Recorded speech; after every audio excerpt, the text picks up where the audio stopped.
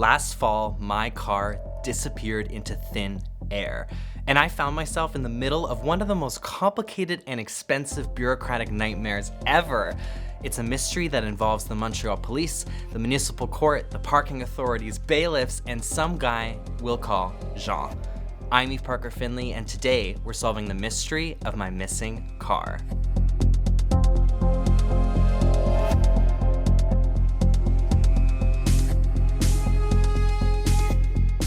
The mystery begins with our missing person, or in this case, our missing car. This is, or was, my 2011 Chevy Malibu. Her name is Stacy, because that makes me Stacy's mom. You know, who's got it going on, you get it. She wasn't perfect. The muffler was this close to falling off, and in the battle against rust, we were losing. But she got the job done. But one day, she was just gone.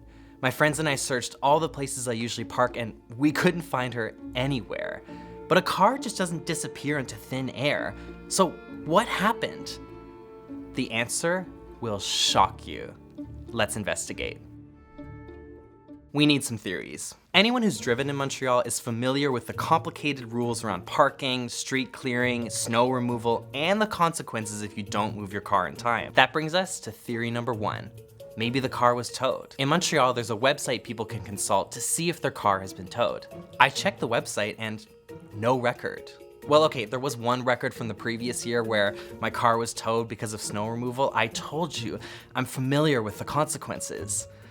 Unfortunately. So I called the city to see if they have any information. As soon as possible. Thank you for your patience and for being courteous towards our staff. They have no record of it being towed. No car. They suggest I call a different department. No record, no car. If the car hasn't been towed, that leads us to theory number two. Maybe the car was stolen? So I called the police. They walk me through the process of filing a stolen car report, but they tell me that they'd be kind of shocked if my specific car was stolen, given its condition. Ouch. But also fair. At this point, I'm at a total loss. There's no record of it being towed, the likelihood of it being stolen feels really low, so what do I do now? Just when I thought all hope was lost, I received the most incredible phone call. Oh, sorry, one second. Hello? Hello, is this Mr. Finley? Legally, it's close enough. I now own your car. What? But this car was reported stolen. Okay. Can I buy the keys from you? What? We have an incredible new lead. This guy, who we'll call Jean, just called me and said that he has my car, and that he has the audacity to ask if he can buy the keys.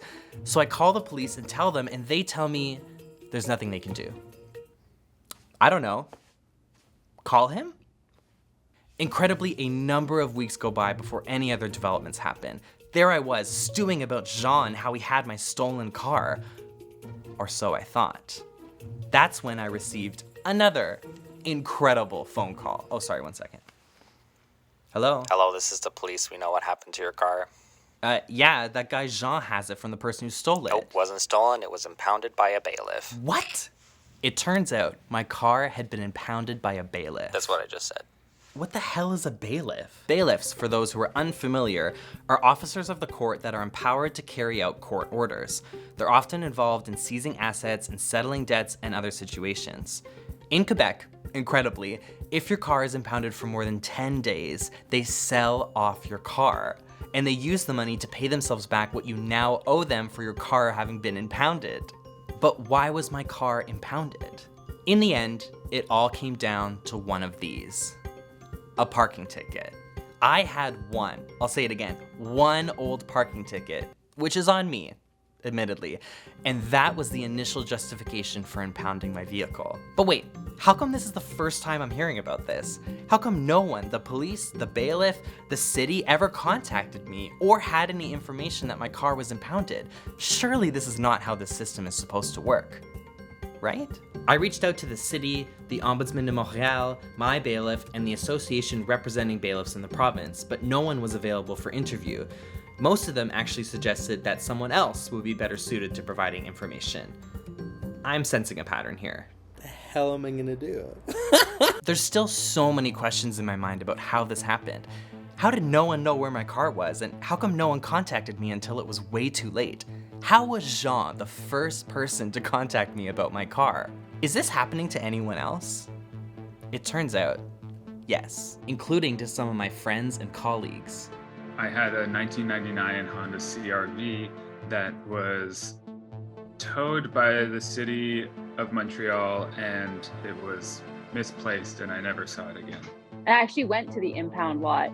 They were like, there's no record of your car here. And then as well, the police basically told me there was no chance I would find the car, that they get calls like this all the time, and it's rare that anything ever turns up. The city never seemed confused. They always held their ground pretty well. They were very confident that they put the car where they put it, and if it wasn't there, it wasn't their fault, basically. They gave me no information. It was almost like they were like mad at me for asking. Somehow we have a system where your car can easily be seized, impounded, or towed, but where retrieving it is incredibly complicated. Eventually, I got on the phone with the bailiff who oversaw the seizure and sale of my car, and we finally put all the pieces together. Here's what happened. My car was seized by a bailiff because of that one old parking ticket. The bailiff did send someone to my house to deliver a letter that the car had been seized, but my doorbell was broken. Again, that's on me. In situations like this, when they fail to get in touch with the owner, they serve the papers to the court. And somehow, yes, you are supposed to know that. Who knew? The police, on the other hand, did receive a record that my car was seized, but according to the person I spoke with at the SPVM, they only keep these types of records on their system, which is maintained by the Provincial Sûreté du Québec, for 120 hours. And then, and I cannot stress the cosmic humor of this enough, they're deleted. Forever. Apparently cloud storage is just way too expensive these days. So when I filed a stolen car report, it was after those 5 days had passed, so they had no record on file. When I called the city though, they didn't have a record on file because I actually have no idea. Before we close this case, let's look at the big picture here. This system is complicated, and it's not the first time issues have been raised. In 2013, the Ombudsman in Montreal, an independent office that takes complaints from citizens about municipal services, found that the city was not regularly updating the information on where cars were being towed. They also found that up to this point, the SPVM was not regularly consulting the Info Remorquage site, which hosts information on where cars are towed. In 2018, CBC reported on a couple in Longueuil who had their car seized by a bailiff because of a defaulted loan. There was just one problem. Their neighbor was the one who was in default on his loan, and the bailiff mistook their car as part of his property. We can't ignore that this system is also a part of the city's budget, one that brought in $155 million in 2022 from parking infractions, representing just over 2% of the city's annual revenues. That may seem like a lot, but the city had actually hoped to receive around $195 million for the year, and they've budgeted $188 million for 2023. However, there are a lot of costs associated with the parking ticket system, including the court costs and personnel.